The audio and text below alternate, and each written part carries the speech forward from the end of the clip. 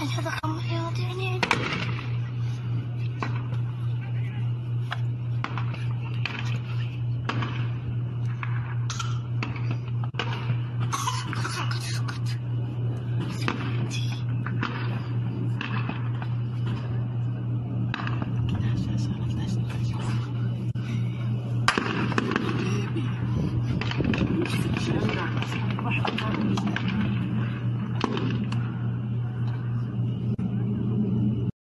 बिस्मिल्लाहिर्रहमानिर्रहीम। अस्सलामुअलैकुम।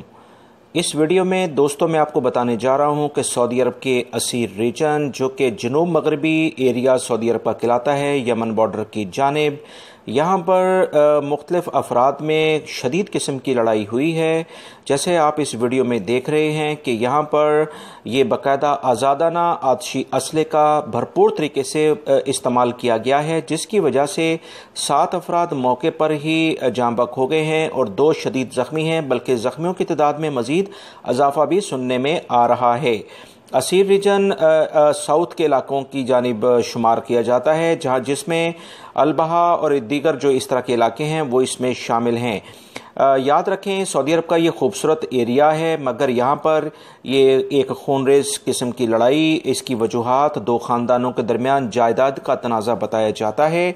और इस बारे में पुलिस ने जाए वक़ूफ़ पर पहुंचकर बहुत सारे अफराद को गिरफ़्तार भी किया है। मगर ये जो आप वीडियो देख रहे हैं, बाकायदा ये काफ़ी देर तक इनमें फायरिंग का तबादला जारी रहा, जिसके बाद जो भी सिक्योरिटी इदारे थे उन्होंने फौरी तौर पर पूरे इलाके को घेर कर इन अफराद को गिरफ्तार किया है।